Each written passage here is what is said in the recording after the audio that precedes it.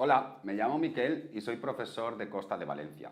Hoy os voy a hablar de las oraciones condicionales en el pasado. Mirad, yo nunca he sido un buen estudiante. Cuando iba a la escuela ni estudiaba, ni hacía los deberes, ni leía, ni me preparaba los exámenes que pudiera tener. Salía con mis amigos, jugaba, bueno, un mal estudiante. Y ahora me arrepiento de ello. Creo que si hubiera sido mejor estudiante, si hubiera leído, si hubiera hecho los deberes, si me hubiera preparado las clases, habría sacado mejores notas. Pero no fue así.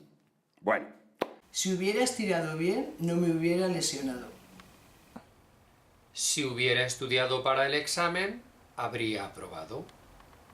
como habréis notado, en este tipo de oraciones utilizamos la conjunción sí y para marcar la hipotética condición en el pasado usamos el pluscuamperfecto de subjuntivo. En este caso, si hubiera sido mejor estudiante, si hubiera hecho los deberes, si hubiera leído.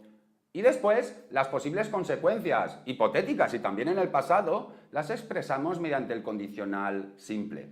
Habría sacado mejores notas, habría aprendido más, pero bueno, no fue así. ¿Y vosotros? ¿Cómo erais en la escuela? Hasta luego.